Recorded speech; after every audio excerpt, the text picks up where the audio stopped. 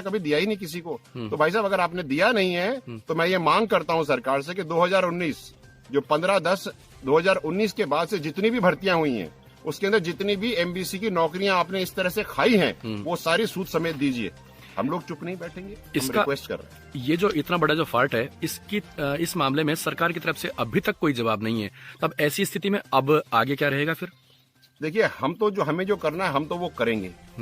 मैं तो केवल इतना सा निवेदन कर रहा हूँ, संवेदनशील सरकार है, संवेदनशीलता से काम करें। अगर आपसे गलती में अमूमन कोई गलती हो गई किसी के प्रेशर में आकर के, कोई अपीजमेंट आप करने की कोशिश कर रहे हो, उसमें अगर आपसे गलती हो गई तो कोई दिक्कत नहीं। हम एक बहुत ही दरियादिल समाज है, दरियादिल कौम है। आपकी एक गलती हम नजरअंदाज कर देंगे, आप हमारे बच्चों को नौकरी दे दीजिए। अगर आप नहीं करेंगे और हमारे पास लीगल डॉक्यूमेंट है तो आप तो मुझे यही बता दीजिए कि क्या ये सरकार कोर्ट में एक learned counsel from the state is giving a false statement to the court?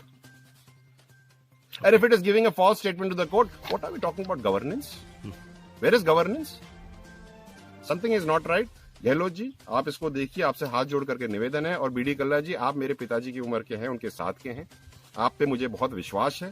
मुझे इस बात पे पूरा विश्वास है कि आप सही कार्य करेंगे, बच्चों की जिंदगियों से खिलवाड़ नहीं करेंगे। आप प्लीज इसको देखिए। हमें जो करना है, मैं आज शाम तक का आपका इंतजार कर रहा हूं।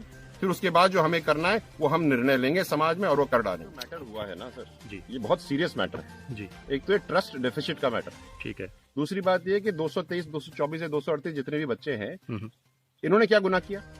जब कोर्ट का ऑर्डर है जो ये मेरे हाथ में है, ये हाई कोर्ट और राजस्थान जोधपुर का ऑर्डर है जी, और ये writ petition 1244/2019 judgment pronounced on 15/10/2019 justice Dinesh Mehta ji का। इस जजमेंट के अंदर में पॉइंट नंबर 24 जो आपके सामने यहाँ पर है, इसमें learned counsel of the state mister Kailash Chaudhary, respondent state ने पूरा का पूरा प्रोसेस बताया है।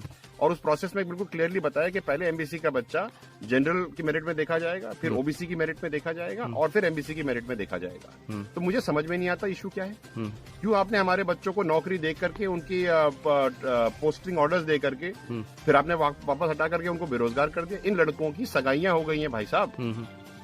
मैं बीडी कल्ला साहब से और माननीय मुख्यमंत्री अशोक गहलोत जी से ये पूछता हूं कि इन लड़कों का क्या गुनाह था।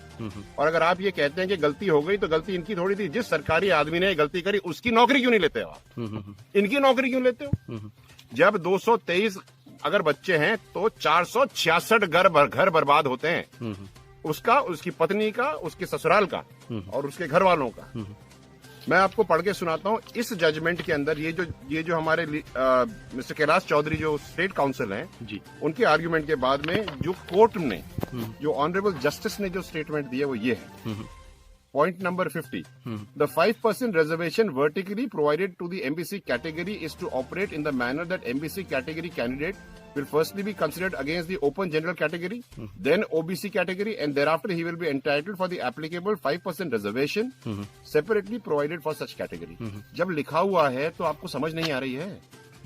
और मुझे तो ये खबर मिली है कि आपकी सरकार का ये आर्ग्यूमेंट है कि हमने 2019 से ऐसा कभी दिया ही नहीं किसी को। तो भाई साहब अगर आपने दिया नहीं है तो मैं ये मांग करता हूं सरकार से कि 2019 जो 15/10/2019 के बाद से जितनी भी भर्तियां हुई हैं उसके अंदर जितनी भी एमबीसी की नौकरियां आपने इस तरह से खाई हैं वो सारी सूद समेत दीजिए। हम लोग चुप नहीं बैठेंगे, इसका रिक्वेस्ट कर रहे हैं। ये जो इतना बड़ा जो फॉल्ट है इस मामले में सरकार की तरफ से अभी तक कोई जवाब नहीं है। तब ऐसी स्थिति में अब आगे क्या रहेगा फिर? देखिए हमें जो करना है हम तो वो करेंगे। मैं तो केवल इतना सा निवेदन कर रहा हूँ, संवेदनशील सरकार है,